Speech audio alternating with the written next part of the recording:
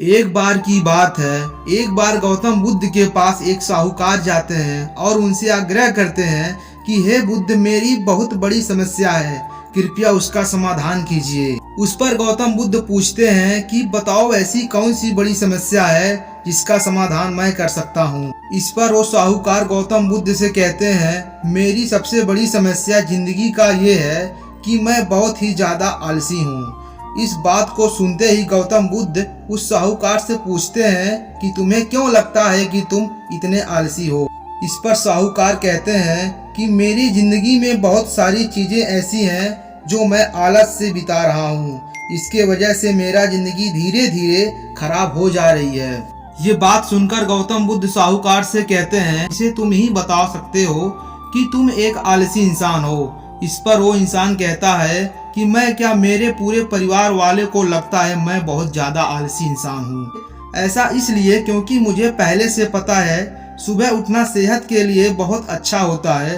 सुबह उठने से दिन अच्छा जाता है, फिर भी सुबह लेट ही उठ पाता हूँ। इस पर गौतम बुद्ध कहते हैं, मैं समझ चुका हूँ कि तुम एक आलसी इंसान हो, लेकिन तुम्हें सबसे पहले ये समझना होगा कि आलसी या फिर आलस दो तरीके से होते हैं। तो साहूकार गौतम बुद्ध से हाथ जोड़कर पूछते हैं कि बताइए बुद्ध जी, ऐसी कौन सी दो कारण है जो जीवन में आलस आ जाता है। इस पर गौतम बुद्ध जी कहते हैं कि जीवन में आलस केवल दो कारणों से आता है। सबसे पहला कारण शारीरिक एवं दूसरा कारण मानसिक। फिर वो बोलते हैं, शारीरिक कारण के बाद कहूँ इसके भी नीचे तीन कारण हैं। सबसे पहला कारण खाना। इस पर चौंकते हुए साहूकार पूछता है, ऐसा कैसे हो सकता है बुद्ध, जरा आप बताएंगे खाने से आलस का क्या रिश्ता है। इस पर गौतम बुद्ध कहते हैं कि तुम्हारे खाना या फिर खान पान पे सब निर्भर करता है कि तुम्हारा दिन कैसा जाएगा। अगर तुम ऐसा भोजन करते हो जो बहुत ही ज्यादा बेकार है, अगर कहे तो ऐसा भोजन जो बहुत ही ज्यादा तेल युक्त है, या फिर ऐसा भोजन जो आपके शरीर के लिए बिल्कुल ही ठीक नहीं है, फिर भी तुम उसको खा रहे हो, तो उससे तुम्हारे शरीर के अंदर आलस बढ़ता ही जाएगा। दूसरी जो आलस की शारीरिक कारण है वो है आपकी मुद्रा। और इस पर गौतम बुद्ध कहते हैं, मुद्रा से मेरा ये प्राय है कि आप जिस तरीके से बैठते हैं, जिस तरीके से लेटते हैं, जिस तरीके से आप बैठकर सोचते हैं, इस सारी चीज़ों पे आपका आलस जुड़ा हुआ होता है। अगर आप सही तरीके से नहीं बैठते, सही तरीके से नहीं लेटते, तो आपका आलस बढ़ता ही चला जाएगा। इसके बाद वो शारीरिक कारण बताते हुए उसका तीसरा कारण बताते हैं। वो तीसरा शारीरिक कारण है जिंदगी में लेट सोना और समय पे ना उठना।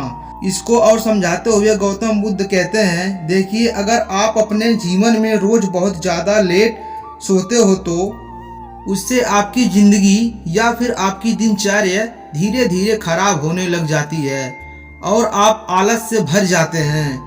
ये बात सुनकर वो साहूकार गौतम बुद्ध से कहते हैं कि स्वामी, इसका आप कोई निवारण बताइए।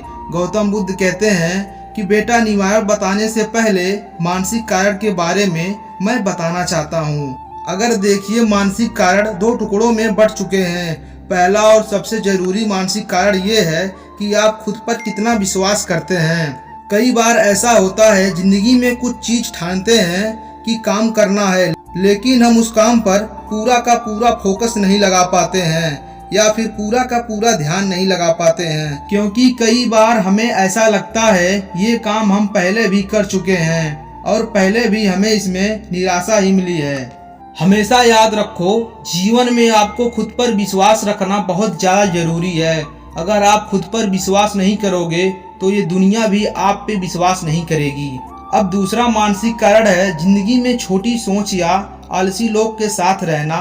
अगर तुम जीवन में छोटी सोच रखने वाले लोगों के साथ या फिर आलसी लोगों के साथ रहोगे, तुम भी धीरे धीरे आलसी होते जाओगे, क्योंकि हम वैसे ही होते हैं जैसे हमारे मित्रता या हमारे आसपास के लोग होते हैं। तो साहूकार को अंत में समझाते हुए कहते हैं कि जीवन में हमेशा याद रखो, अगर आप अपने जीवन में आलस को खत्म करना चाहते हैं तो दो बातों को जरूर ध्यान रखिएगा, शारीरिक एवं मानसिक आलस।